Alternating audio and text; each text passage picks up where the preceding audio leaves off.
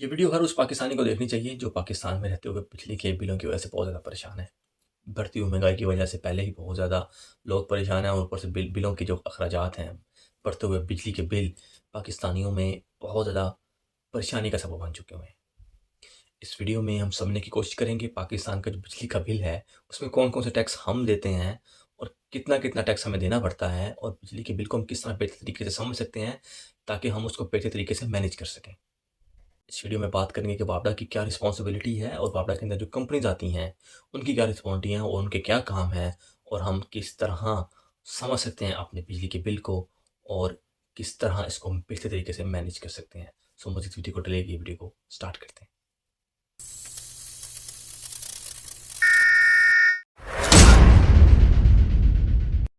बिजली का बिल जो हर पाकिस्तानी पे करता है, वो वापडा को पे करता है। वापडा में बहुत सी कंपनी हैं जो इन बिलों को इश्यू करती हैं और वो फिर बिल जो है हम पे करते हैं उन कंपनीज़ के थ्रू वापडा को जाते हैं। वापडा में कौन-कौन सी कंपनीज़ आती हैं, इसकी बात मैं थोड़ा-सा वीडियो के आगे मैं बात करूँगा और समझाने की कोशिश करूँगा कि इन कंपनीज़ का भी क्या काम है। वापडा water and power development authority जो है, उसकी जो मेन रिस्पॉन्सिबिलिटी है, प्राइम रिस्पॉन्सिबिलिटी है, वो ये होती है कि वो पूरे पाकिस्तान में जो सप्लाई है, पावर सप्लाई है, उसको मेंटेन करे। इलेक्ट्रिसिटी की जो सप्लाई चेन है, उसको मेंटेन करे और इलेक्ट्रिसिटी प्रोवाइड करे। ऑन द अदर हैंड उसकी ये भी रिस्पॉन्सिबिलिटी है कि वो जो पावर सप्लाई के जो सोर्सेज़ हैं, उनको भी बेहतर तरीके से मैनेज कर सके। यानी कि बिजली पैदा करने के जो रिसोर्सेज़ होते हैं, उनको भी बेहतर तरीके से मैनेज कर सके। ये वापडा की प्राइम रिस्पॉन्सिबिलिटी होती है। इसमें जो सबसे पहला स्टेप है, वो ये है कि कितने किलोवाट हॉर्स के हिसाब से बिजली को इस्तेमाल किया जा रहा है। किलोवाट हॉर्स की जो कॉस्ट होती है, ये डिपेंड कर रही होती है कंपनी टू कंपनी।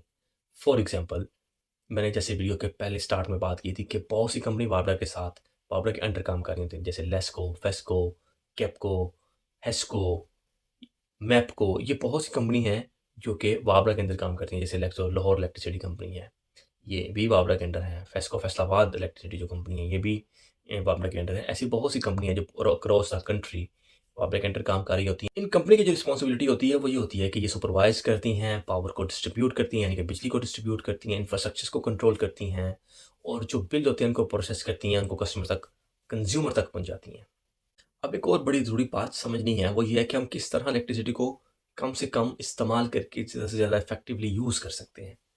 इनमें सबसे ज़रूरी चीज़ ये है, अब मैं एक एग्ज़ाम्पल यूरोप कंट्री यूके जो कि बहुत बड़ी इकोनॉमिक पावर है, उसकी बात करूँ और वो ये है कि पूरे यूके में रात के वक़्त, शाम के वक़्त बड़े-बड़े जो शहर हैं, जो टाउन्स हैं, बंद हो जाते हैं। क्योंकि इनको पता है कि इलेक्ट्रिसिटी रात को ज़्यादा यूज़ होती है, बिजली ज़्यादा रात को यूज़ होती है, लाइट्स ज़्यादा रात को ऑन होती हैं। सो दैट्स व्हाई इनका ये सिस्टम है, इनका ये कल्चर है कि इन्होंने इलेक्ट्रिसिटी को बचाने के लिए क्या बनाया हुआ है कि लॉ बनाया हुआ है कि रात को टाउन सब बंद कर दिए जाएँगे, स्ट्रीट सब बंद कर दी जाएँगी, ताकि बिज़नेसेस जो हैं वो सिर्फ़ दिन की रोशनी में इस्तेमाल हों।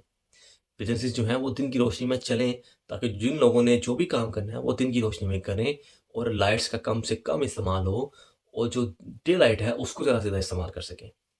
हमारे पाकिस्तान में इसका उल्टा होता है, हम दिन को सोते हैं, दिन को आराम करते हैं और जो रात के वक़्त हम जागते हैं और रात को बिज़नेस करना शुरू कर देते हैं और एक ही रूम में 5-5 बल्ब लगाए होते हैं। इसकी एग्ज़ाम्पल मैं इसलिए दे रहा हूँ क्योंकि मैं नोट कर रहा हूँ, ऑब्ज़र्व कर रहा हूँ कि ये मुल्क किस तरह अपने मुल्क को फ़ायदा देते हैं छोटी-छोटी एफ़र्ट्स के साथ, छोटे-छोटे कंट्रीब्यूशन के साथ। हर रूम में एक ही लाइट होती है, एक से ज़्यादा किसी भी रूम में लाइट कभी नहीं मैंने देखी। जितने भी यहाँ पे घर बने हुए हैं, सब में एक ही लाइट एक ही रूम में अवेलेबल होती है। हमारे पाकिस्तान में एक रूम में 4-4 5 बल्ब लगाए जाते हैं, लेकिन यहाँ पे ऐसा नहीं होता। हम एक आदी भी हो जाते हैं। अब मैं यहाँ पे आदी हो चुका हुआ हूँ, एक रूम में एक लाइट का। जो इंसान रहते हैं, फिर वो उस चीज़ के आदी हो जाते हैं। हमें पाकिस्तान में भी खुद को ये बताना है और समझाना है कि एक रूम में एक लाइट बहुत होती है, इनफ होती है। हमने वहाँ पे कौन-सा बैठ के जो है सुइयों में धागे डालने होते हैं। ये बहुत ज़्यादा इम्पोर्टेंट चीज़ समझनी होती है। रात को बिज़नेसेस नहीं होने चाहिए, ये कंसेप्ट हुकूमत को इनिशिएटिव लेना चाहिए कि वो कंट्रीब्यूट करे और वो कोई ऐसे लॉज़ बनाए, कोई ऐसा कानून बनाए कि दिन को है वो ट्रेडिंग हो, दिन को बिज़नेसेस हों और रात में हम इलेक्ट्रिसिटी को बचा सकें।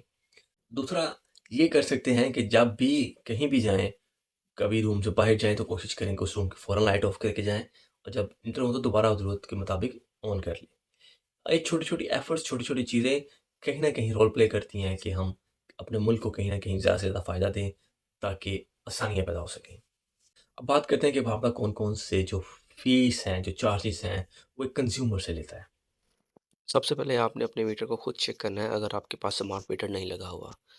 तो उसके लिए ज़रूरी है कि आप अपने यूनिट्स को खुद कैलकुलेट करना सीखें, इन्हें समझने की कोशिश कर लें जो कि पाकिस्तान में बहुत कॉमन है। उसके कुछ स्टेप्स हैं जो मैं आप लोग के साथ शेयर करूँगा। जो फर्स्ट स्टेप है ना वो उसमें ये आपने देखना है कि आपने लेफ़्ट से राइट जो 5 डिजिट्स होंगे, ब्लैक 5 डिजिट्स उनको नोट करना है। ठीक है? वो कितने आ रहे हैं और उसमें आपने जो रेड डिजिट्स होंगे उनको इग्नोर कर देना है। फॉर एग्ज़ाम्पल आपके मीटर के ऊपर जो रीडिंग आ रही है वो 1600 किलोवाट पर ऑवर आ रही है। जो नंबर्स 2 स्टेप है उसमें आपने ये नोट करना है कि जो आपकी रीडिंग है, आपके इलेक्ट्रिसिटी बिल की लास्ट मंथ की, वो कितनी आई हुई है।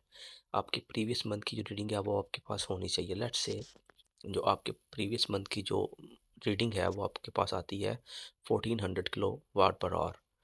जो नंबर 3 स्टेप है उसमें आपने ये करना है कि आपने करंट मंथ की रीडिंग में से प्रीवियस मंथ की रीडिंग को माइनस कर देना है। जैसे कि जो करंट मंथ है उसकी रीडिंग मैंने जैसे आपको फर्स्ट स्टेप में बताया था 1600 है और जो प्रीवियस मंथ की रीडिंग है वो 1400 है। तो आपने माइनस किया तो आपके पास बचा 200 kilowatt per hour. Fourth step में ये जानना है कि जो बिल है उसमें बिलिंग रेट पर यूनिट है वो कितना है। उसके लिए जो है वो जो आपका प्रोवाइडर है, बिल प्रोवाइडर है, फॉर एग्जांपल लेस्को है या फेस्को है या कोई भी डिपार्टमेंट है, वो आपको पर यूनिट कितना दे रहा है। उसके लिए फॉर एग्जांपल अज्यूम करते हैं 16 रुपये पर किलोवाट जो है वो बिजली प्रोवाइड कर रहा है। जो फिफ्थ स्टेप है उसमें ये देखना है कि जो आपकी करंट मंथ की कॉस्ट है, रीडिंग है और जो प्रीवियस मंथ की रीडिंग है उसको जब माइनस करते हैं जो मैंने आपको बताया था 200 आई है। अब 200 को आपने मल्टीप्लाई करना है जो मैंने एग्जांपल दी थी 16 के साथ। तो 16 मल्टीप्लाई बाय 200 तो आपका बनेगा 3200। ये आपकी एक्चुअल वैल्यू है आपके बिल की। सिक्स स्टेप में आप हमने अब जो है ना वो टैक्सेस ऐड करने होते हैं।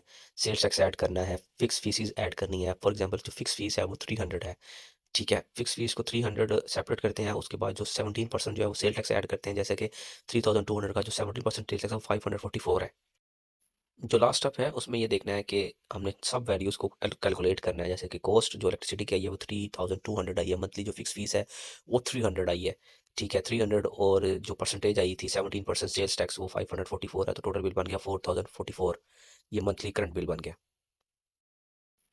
इस तरह हम अपने बिल को समझ सकते हैं, देख सकते हैं कि हम प्रीवियस मंथ कितना बिल पे किया है और किस हिसाब से पे किया है और करंट मंथ कितना बिल किया और किस हिसाब से पे किया है, ताकि हमें समझ सकें कि हम किस तरह वापडा को अपने बिल्स पे कर रहे हैं और वो हमें किस हिसाब से पर यूनिट के हिसाब से, पर किलोवाट के हिसाब से पेमेंट चार्ज कर रहा है।